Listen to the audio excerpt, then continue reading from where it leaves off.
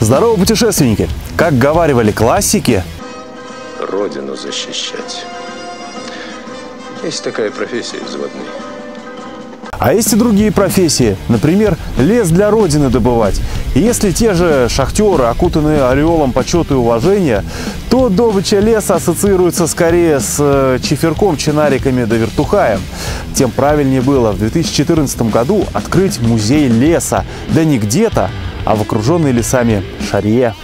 Лесорубы – мужики суровые.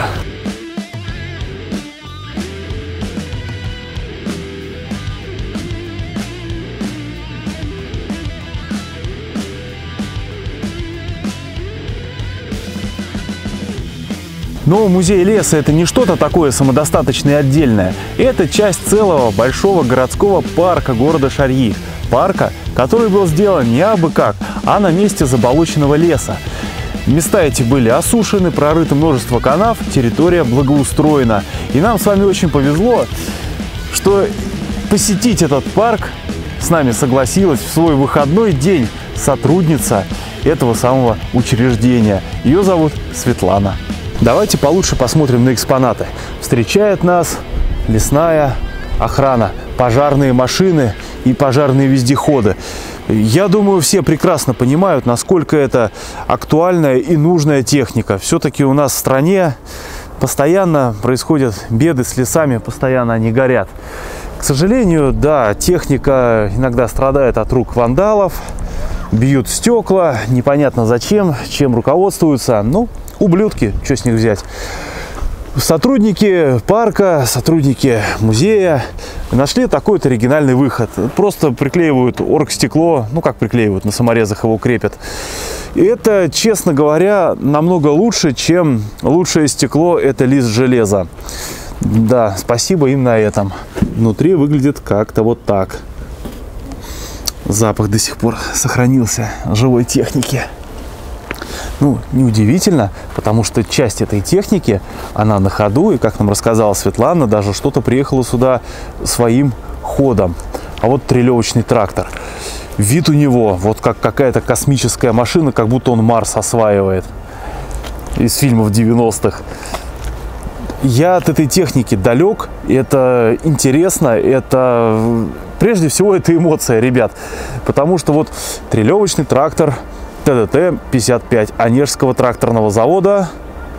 О, ничего себе, он такой свежий, с 96-го года их выпускали. Прикольно. А выглядит так, как будто годов 60-х.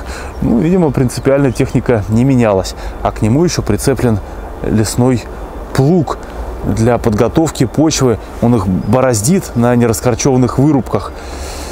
Под посев, посадку лесных культур. В общем, такая нужная техника. Но помимо лесодобывающей техники, тут стоит целый водометный катер. Что примечательно, Костромского судомеханического завода. А мы находимся, если кто не знал, в Костромской области. И вот с катером уже, да, принцип «лучшее стекло – это лист металла» действует во всей красе. Но, к сожалению, это мера вынужденная. Все-таки у кого-то руки не для скуки. И зачем-то они все это ломали. Хотя тут обшивка деревянная, фанера. Ну, хотите, не побили. Мигалки, наверное, это. Кстати, пишите в комментариях. Я в судоходстве вообще не то что ноль, минус. Не гнушаюсь сказать, что судно плывет, поэтому, я думаю, уровень понятен. Кто в теме, кто шарит, расскажите, пожалуйста, для чего это. Трап вон тут лежит. Давайте немножко залезем. Да, прикольно. Все-таки так в лесу оказаться на катере. Необычно. Ладно, пойдем дальше посмотрим. Перед тем, как приехать в Шарью, я искал в интернете вообще, что народ пишет про музей леса. Ну, потому что это было интересно, надо было понимать, куда мы едем. И то, что там писали, и то, что мы видим здесь, это две радикальные разницы. Там все эти экспонаты были заросшие травой, тонули в болотине. Сейчас же мы видим благоустроенную территорию. И знаете, хорошо, что она не крытая, как-то это все смотрится ну, как будто в естественной среде обитания. Это среди леса, ну, там сосны сзади растут, а тут техника, которая позволяла эти сосны добывать, работала. И это очень круто. Вот смотрите, например, валочно-пакетирующая машина LP19. Такая у нее лапа здоровая. Видимо, она захватывает ствол и а-ля харвестер как-то его обрубает и складирует. Вот еще одна разновидность трелевочного трактора. Если вот этот старенький малыш наезжал задом на поваленные хлысты, они заезжали на платформу, там это фиксировалось и потащил, то у этого есть целая лапа-захват. И она расположена, подвешена на вот такой вот конструкции. То есть он эту лапу назад брал захватом, на себя грузил и вперед и попер. Вот здесь фиксировались стволы хлыстов поваленных. Тоже размерчики надо полагать. Швы такие. Представляете, квалификация какая нужна быть, чтобы толстенный металл вот так ровно проварить. Чтобы это все держало на нагрузке. Качество. А это ЗИЛ-157 лесовоз. Собственно, убийца всех дорог, потому что лесовозы, ну, у них своя стихия. Обычному автомобилю там делать совершенно нечего. А напротив, вот такая сучкорезная машина, называется LP33A. Вид тоже монструозный, как будто она где-то на другой планете работает.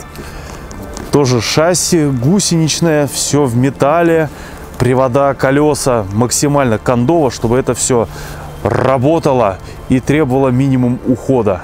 Ну и, конечно, привода. Всякие тут и гидравлика есть, и тросовый привод. Разные комбинации технических решений. Тоже тросик, ну вот, с большой палец. Представляете, какие нагрузки это все держит? Какая силища. А вот так выглядит погрузчик для леса. Вот этот огромный захват нужен для того, чтобы брать такую охапку стволов в деревьях и их грузить куда надо. Либо на узкоколейные сцепы, либо на такие вот лесовозы, либо просто где-то там их складировать. Каким огромным листом вверху защищена кабина? Ну, наверное, от того, чтобы ничего лишнего не упало. Ну, размерчик, я думаю, вы представляете себе, какой он огромный. Вот такая вот здоровенная штуковина.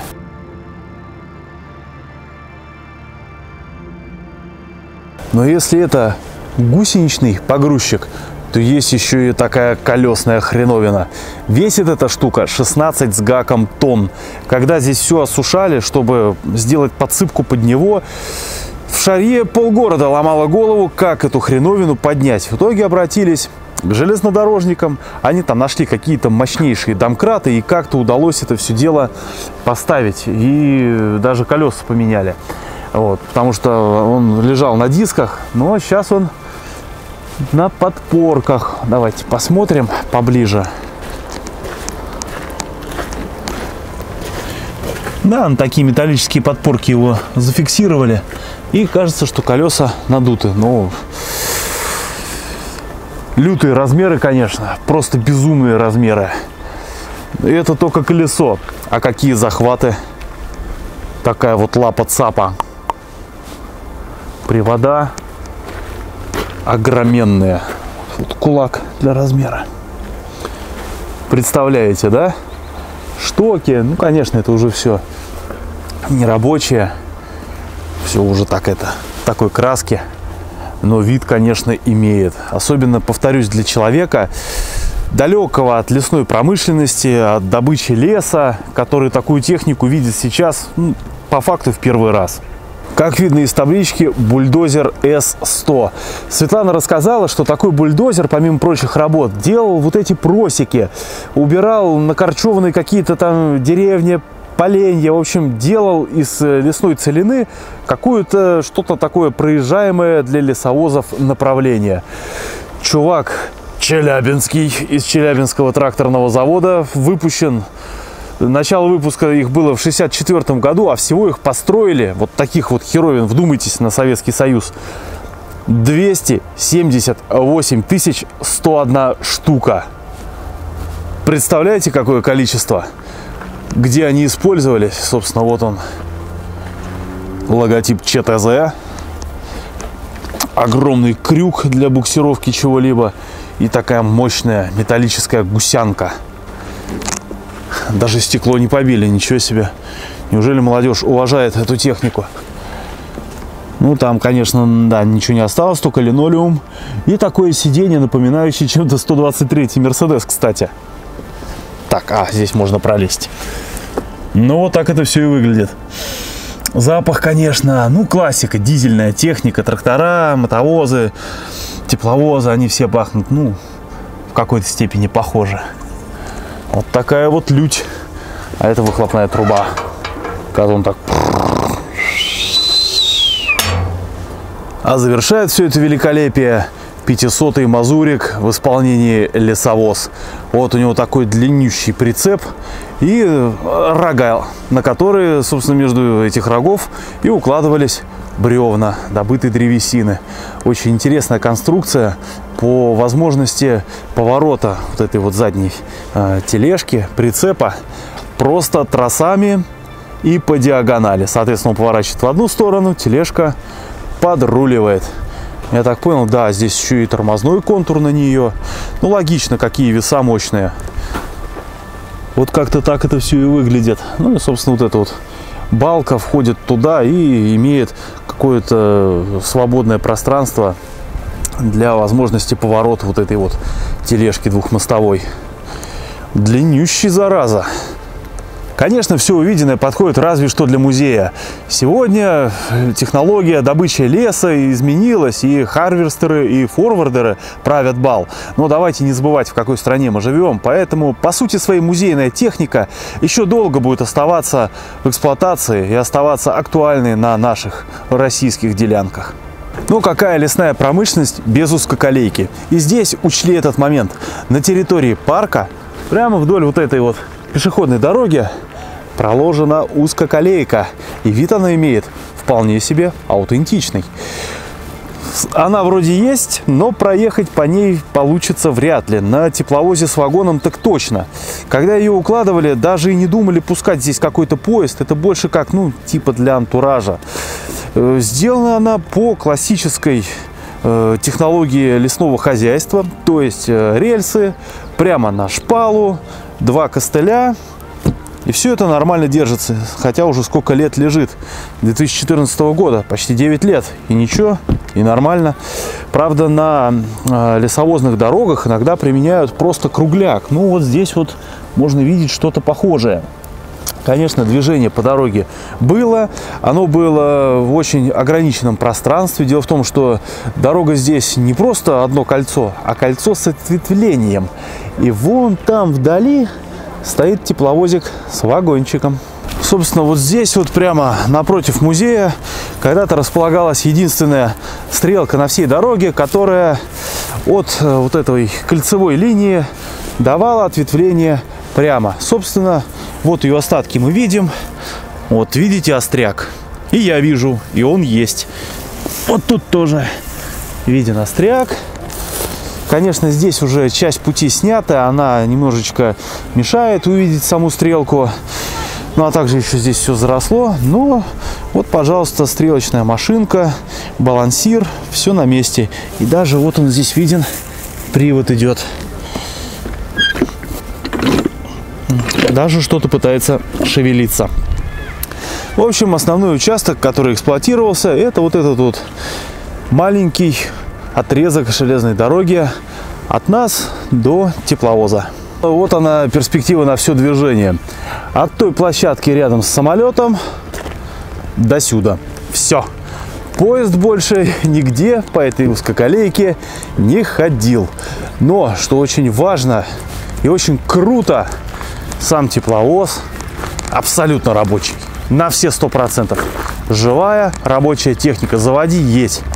Теоретически такая возможность, конечно же, есть. И иногда приезжают, его заводят. Вагон тоже комплектный. Стекла иногда бьют, но их меняют. Эти рельсы были взяты, наверное, с узкоколеек, которые остались в районе. Добрали, наверное, просто то, что еще не успели украсть, сдать металлолом. Ага. Мотовоз рабочий. следят за его состоянием из мужчины из Земляковского. Я даже не знаю, как это правильно называется. Лесоучасток или честно. Леспромхоз, скорее всего. Да, да, даже не леспромхоз, это теперь, по-моему, все к Свискрона относится, как-то дочерняя организация. Вот она, 8-ка, 167-я. Она рабочая, то есть они забирают там какие-то части из него, увозят с собой на всякий случай. Ага. Потом, если необходимо, они привозят, заводят, прорабатывают, ну, чтобы он поработал. Не Да, все техника ли. должна существовать. Вот такая вот тушка с вагоном. Ну и тут тоже видно, как кабина заперта таким вот мощным замочком. Оно и правильно. Зато посмотрите, ребят, даже вентилятор на месте остался. Классно, рабочая техника. 8-ка живее всех живых. А что касается капота, то он тоже здесь имеет антивандальную защиту в виде профтрубы и замка. Правда, не такого роскошного. Ну, если открывать капот, что-то отсюда спереть будет намного проблематичнее, поэтому и защита меньше. Ходовка вся рабочая, в смазке. И что самое важное, вся комплектная. Колодочки на месте, карданы, раздатка. Все видно, шлицевая, все на месте, все здорово. И ПВшка классическая ПВшка, про нее даже рассказать особо нечего. На родных тележках, в родной окраске, все стеклышки на месте, все у нее очень хорошо. Ну, за одним исключением, что это дело не работает года так 3, 4 или даже 5. Где-то с 2018 года перестали эксплуатировать эту динамическую экспозицию. Она проработала, так, в 2014 поставили, ну да, 4 года катала малышей. Причем здесь путевое развитие представляет из себя кольцо и ответвление.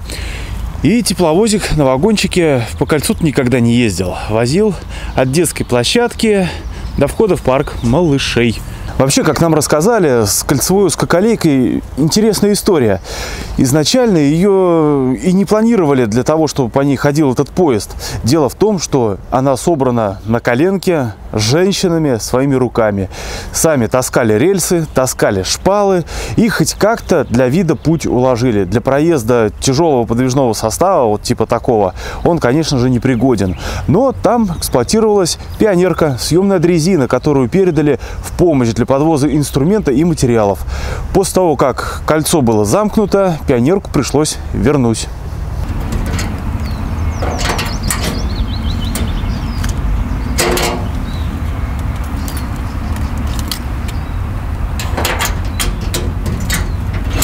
С другой стороны 8-ки сохранилась вообще крутейшая вещь.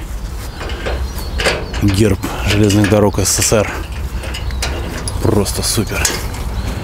А мы пытаемся попасть в вагончик. Что-то пока не особо. Ну, не часто его открывают, поэтому тут может быть путаница с ключами, с замками.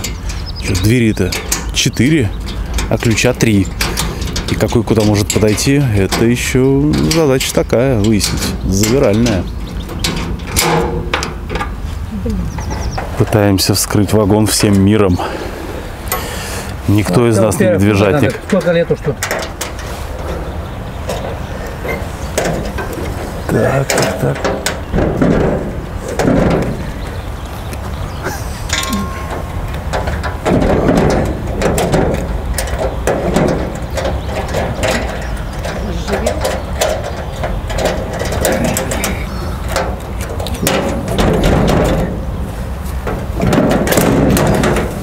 Победа!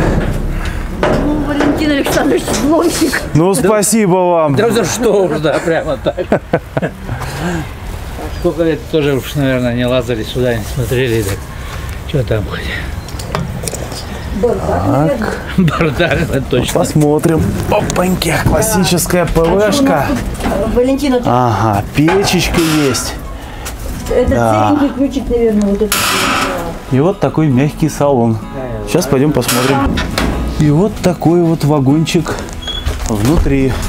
Шторки, Полумрак, романтика. Вот тут, значит, какое-то изображение должно было быть, но его нет. Ага. Ой, посмотрите, какая прелесть. Плафончик родной. Вот когда-то были лампочки, он крепился здесь как-то вот так и вот так вот. Так вот это и выглядело. Ну, а в целом ухоженный вагон, шторки есть. Можно в окошко посмотреть. Даже, смотрите, даже столик есть. Так и вот так, во. Можно и оттрапезничать. Да, А тут обычно у нас приходили ветераны. стройка. Как это все было. Ага, а это вагон-столовая внутри, собственно. Тетушка там на раздаче трудится. Просто красивый вид узкоколейки. Все в рамочках, все опрятно. И, знаете, отсылает немножко к экспрессам начала нулевых. ЭД4 МК, МКИ. Так, шторка классическая пассажирского вагона. Там должна быть... Оп, на полочку легла. Вот этот вот цвет штор, как будто там в М2, в М4. И для них есть даже специальная вот такая вот штучка с двумя петельками, чтобы это окошечко было открыто романтично. Сейчас сделаю, покажу. Вот. Ну разве не прелесть? И так куда-нибудь ехать, что-то там, курочку какую-нибудь точить, под стук колес и такую тряску вагона. Романтика. Наклоненный в ту сторону. Да, в кривой. Третий, это профессионально повыше. Тоже лесоповал, когда лес валят. Ну и, соответственно, моменты узкоколеек. Собственно, ПВ-40 в естественной среде обитания. Зима, узкоколейка. Посмотрите фильм «Девчата», там эта тема хорошо раскрыта. Ну и главное на любом предприятии, конечно же, это не техника, это люди. Здесь тоже уделено особое внимание. А вот это уже круто. Карта Шагинского района лесосырьевой базы Зебляковского леспромхоза, 80-й год. И посмотрите, какая огромная карта, сколько участков. С ума сойти. Ну, справедливости ради, вокруг Шарьи, да, здесь много выработанных мест. Можно на карте посмотреть, снимок со спутника. Да, лес почикали знатно. Это, соответственно, Шарья-Киров ветка. Ну, а тут дальше уже узкоколейки. Такая классная карта. Реликт. А это вид на печку со стороны салона. Пока что вот так вот в крыше, но ничего страшного. Сделают, заложат. И все, и вода не попадет внутрь салона. Ну, в общем, как-то вот так вот. Уютный вагончик, романтик. Жалко, редко используется. Уже потихоньку, да, от отсутствия эксплуатации немножко начинает отсыревать. Потолок начинает чуть-чуть провисать. Ну, это естественный ход времени. Если его не топить, если он просто стоит, да, это все будет ветшать. Это абсолютная норма жизни. Так что пойдем дальше, друзья. Ой, спасибо работникам музея, что пустили нас сюда, дали посмотреть. Вагончик очень крутой. Будем надеяться, что дальше это все будет поддерживаться в таком же состоянии или даже улучшаться. Все-таки хочется верить в лучшее. Что интересно, работы по парку все еще производятся. Такие классные мостики сделали через канавы. А осушать здесь это необходимость, это не блажь. Если бы не эти канавы, тут бы все нафиг затопило. Потому что мы находимся, собственно, в лесистой местности. Очень облагороженной, но лесистой. И плиточку по московскому сценарию все уложено. Вот такие помостки. Ой, какая красота. Особенно мне нравятся вот эти вот канаты. У меня в старом автодоме подобное тоже применялось. Вид имеет, как на загородной резиденции. Женщины, которые ложили эту узкоколейку, они были тоже от того же Коновалова. Похоже, что они раньше этим занимались. Скорее всего, тоже так же, ну, проводили, когда в лесу работали. То есть опыт у них был. Но вот как-то так-то. Я когда пришла работать в 2016 году, как раз вот эту вот половину делали. Я, конечно, была в шоке. Говорю, как Павка Корчагин просто. Узкоколейку строим. Ну вот она вот все идет. Ну да, конечно, по дороге надо ездить, чтобы она жила. Да, но тут вот этой дороги не было вообще. И то есть была вот она. А здесь была были тротуарчики и сплошная лужа. Ну, это же болото. Да, да. Зато теперь с одной стороны, с другой стороны есть канавы. Дорогу подняли, подсыпали. И даже узкоколейка, находящаяся чуть ниже, не затоплена. Все-таки водоотведение – это очень важная часть любого хозяйства, особенно лесного. И узкоколейка имела здесь единственную остановку для пассажиров, чтобы посмотреть на настоящий самолет лесоохраны. Это пожарный Ан-2. Он стоит на новой территории, которой еще предстоит благоустройство. Он самый первый здесь появился. Видно еще деревянный мосток, потому что подтапливает, что не говори. А для остановки здесь вот такая вот небольшая территория сделана. К сожалению, да, движения нет. Остановка это, конечно, чисто номинальная, но по факту она есть и приятно прогуляться. Часть из них была еще рабочая, когда ее к нам привезли.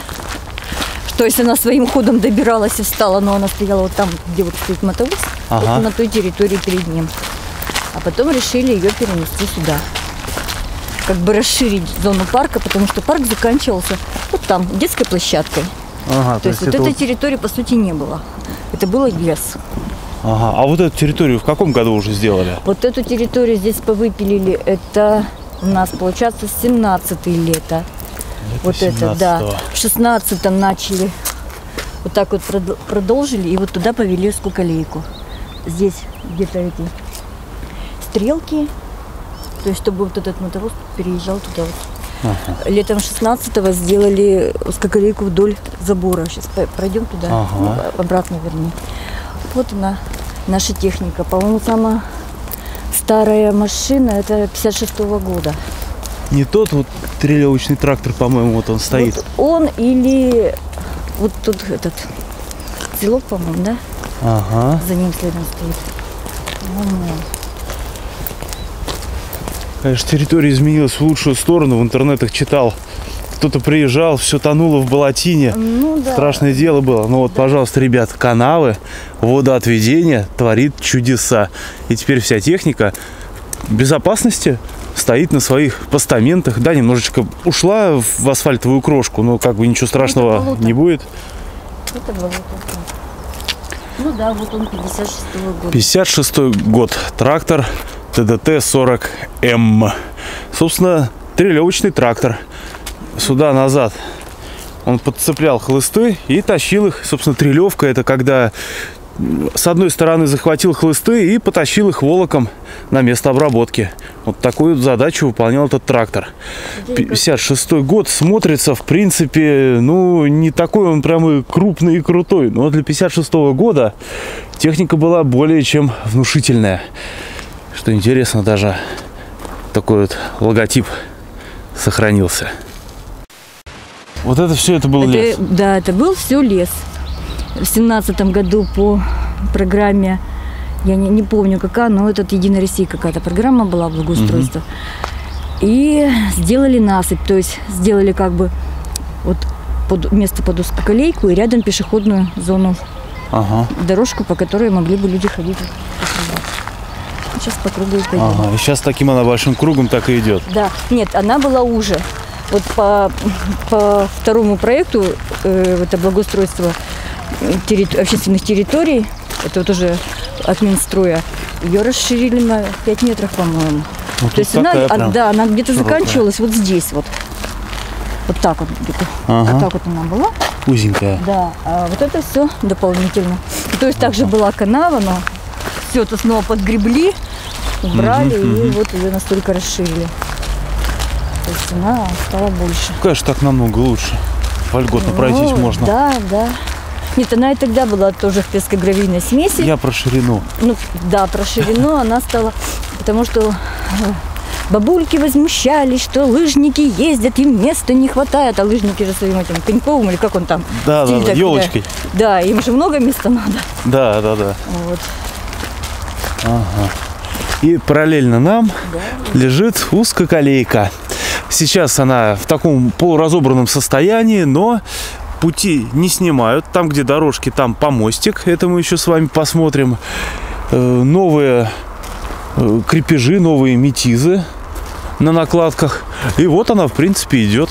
Да, чисто теоретически на дрезине здесь можно было бы очень хорошо покататься. Дрезине, да, на мотовозике, на этом, как бы, по-моему, не стоит. Ну вот тут, да, путь такой очень легкий.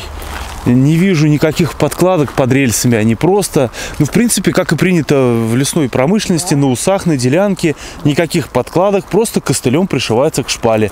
И то это еще шпала не кругляк, а в лесу порой просто кругляк кидают, к нему пришивают костылями и ездят, пока не выработают всю делянку. И что примечательно, такая конструкция вполне себе держит рельсы. И здесь мы видим, насколько ровная колея. Несмотря на года, вот, намертво все. Красота. Так что железная дорога — это про надежность. Какой-то кусок, по-моему, в том конце они еще в 20-м доделывали, эти женщины. То есть подвозили бесконечно этот песок, подвозили гравий, и они все делали. Но прокатиться, честно, по ней ни разу не удалось. Да, досадно, столько трудов. Ну да. Да, дрезина сколько-то тут поездила. Ну, даже, по-моему, здесь уже не ездила дрезина. Дрезина там была вначале, там. Потом еще кто-то тут давал. Ну, тоже на небольшом участке проехаться удалось. Еще не готово было. Ну, а потом в 21 год уже началось благоустройство всей этой территории. Как раз они у нас в феврале начали работать. И тут уже все закрыли и вообще открылись в прошлом году, в октябре. В этом году пока не планировали. Ну, конечно, мы ее пытаемся, там, окашиваем, насколько это возможно, поддерживаем. Но как бы глобальных каких-то реконструктивных работ мы не делали, потому что, ну, как бы зачем? Есть... Да, да еще есть проект по благоустройству. Вот, наверное, там и будет заложен. В проекте это так-то, что, значит, он такой обширный очень, на много-много лет концепция это. И, значит, станции предусмотрены разные. То есть остановка и станция. А вот там, где большая площадь, сейчас вот мы видели, да, ее, когда вышли с тренажеров вот сюда, там типа депо. Я могу там показать это. Концепцию-то, плакат у нас есть. Да, давайте, конечно, посмотрим с удовольствием. Ну, она в интернете на сайте есть так-то. Сайт парка есть, и там есть раздел музей леса. И там все это. И фотографий как делали много. Ну, фотографий много как делали, это как вот эту территорию делали, а не как узкоколейку. А узкоколейку, по-моему, не фотографировали. Тогда еще отчетов не было. Ну да. По ней нас не просили отчитаться. В общем-то, по большому счету, узкоколейка-то сделана даже не совсем на государственные деньги. Там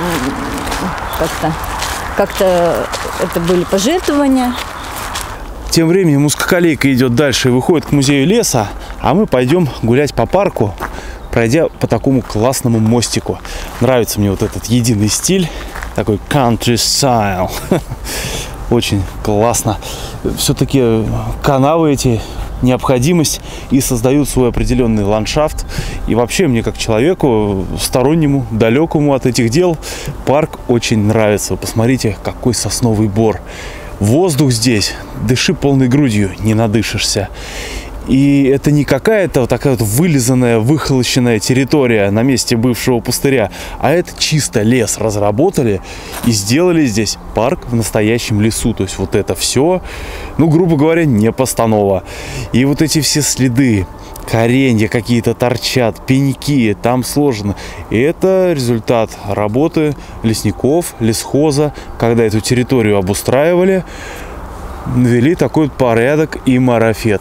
Благодать. Ходить здесь одно удовольствие.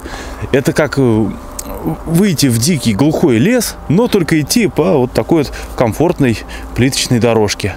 А там что-то интересное вдали виднеется. Ребят, вы посмотрите, какая прелесть. Для лесных друзей маленький домик. Туда можно кормушку положить. А сверху вот такая вот красивая веточка. Сейчас Нового года, наверное. И все это находится на пне И тут рядом все растет. Эстетика, друзья. Лес все-таки это территория чудес. А совсем рядом находится такая футуристичная беседка. Да, все-таки определенно деревянный стиль, это очень круто. Эх, посидеть здесь под куполом в дождик. Класс. Как будто, знаете, какой-то парк юрского периода. Мы здесь с вами сидим, а там тираннозавр пойдет сейчас из опушки, за кем-то гонится. Медведей гоняет. Очень здорово сделано. Да, тот случай, когда бюджетные деньги идут, ну вот действительно в дело. Почаще бы таких примеров, побольше бы. Как здесь отражается звук, интересно. Раз, два, три. Класс. Классическая наша российская бюрократия. Лесом занимаются не лесники, а те, на ком он висит. И весь гемор по вывозу сухостоя тоже на их плечах. А его так просто, оказывается, не вывести. Но в итоге пилят на дрова. Оказывается, городская баня в шарье дровяная. Кстати, это круто. Это лучше, чем газовая. Ну, хоть ей какое-то топливо идет. Ну, а мы идем дальше. А вот это подсказывают, это кормушка для белочек. Обожженная, с любовью сделанная, а вон там ядрышки находятся для маленьких лесных друзей. Коих здесь в достатке. Еще одна кормушка, на этот раз совсем интересной конструкции, тоже ядрышки. Тут есть у них стульчик, на который можно присесть, из которого можно эти ядрышки поклевать. Господи, это максимально мило. Вот кто это сделал, человек, спасибо тебе огромное. Позитив на целый день. А еще в этом парке можно прямо в диком лесу поиграть в баскетбол, футбол, теннис. И все это на одной площадке. Я думаю, основная задача — это во время игры не запутаться в разметке. В остальном же очень круто.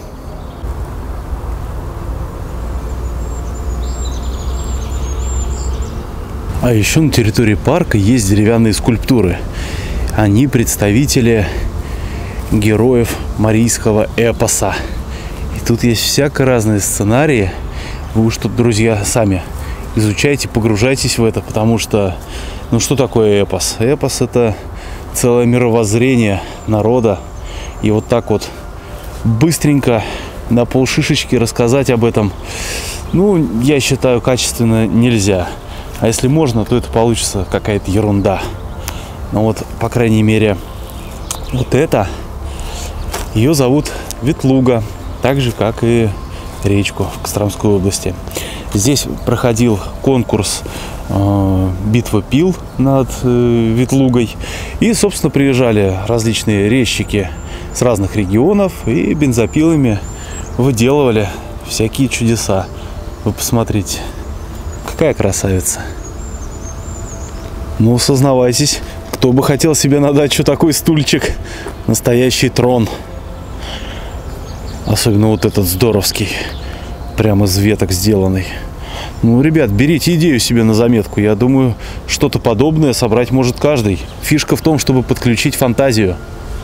А вот и еще одна беседка. Вход в нее устлан таким вот срубленными кругляхами. Ох. Да, здесь прям русский дух, здесь Русью пахнет. И печка. Что примечательно, рабочая печь. Ее действительно используют. Это никакая не бутафория. Вот это все, оно настоящее.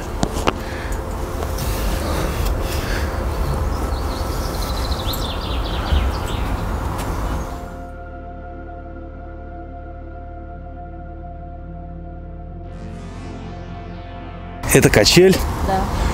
Как будто место для жертвоприношений. Вон там и чертенок какой-то есть. Ребят, я надеюсь, вы это видите. Вот дерево прямо по центру кадра. Снизу пенечек. А на пеньке маленькая белка. Она сидит и ест. Я очень постараюсь чуть-чуть поближе подойти. Но обещать ничего не могу. Там еще одна. Их тут 3 штуки. Раз, два, 3. Ребята, 3 белки, серая, рыжая. Вон. Вообще. Микрофон не передает. Я прям слышу, как они грызут.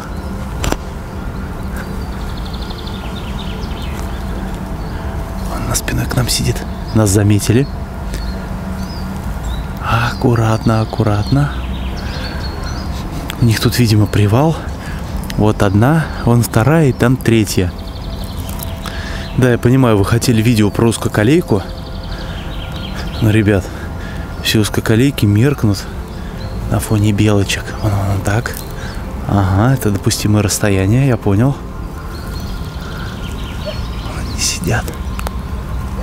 Вон. Так, видите? Так. Корм. Они уже, в принципе, привыкли. Как нам рассказывала Светлана, белки уже к людям, в принципе, попривыкли. Да, они не вот прям бегают, но в руки не идут. Вон, ну какая маленькая сердитая пушишка. Ой, хвост просто дымчатый.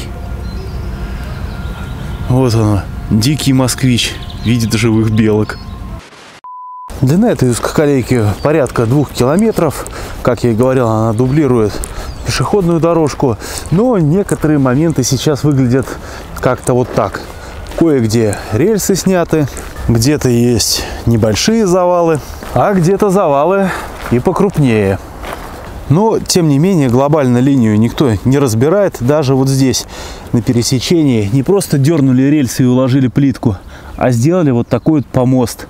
Забота. Ребят, здесь, значит, в офисе паркового хозяйства есть концепция развития. Ну, оно и логично, надо представлять, куда двигаться. И помимо вот всяких прочих футуристичных картинок, здесь есть еще и вот такое вот депо. Так что давайте доживать и смотреть, во что это выльется на самом деле. Вот так вот и получается. Приехали посмотреть узкоколейку, а нашли целый парк с музеем леса.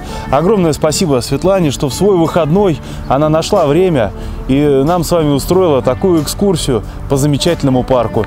Без нее мы бы многого не узнали, не попали бы в вагон и не насладились бы красотами этих мест. Спасибо вам большое. Вам большое спасибо. Приезжайте еще. Хорошо, что о нас узнают. Хорошо, что интересуются. Спасибо. Так что, ребят, отличный повод приехать в Шарью, хотя бы посетить этот замечательный парк. Ну а вам желаю всего самого наилучшего, здоровья и благоразумия. До скорых новых встреч. Пока-пока.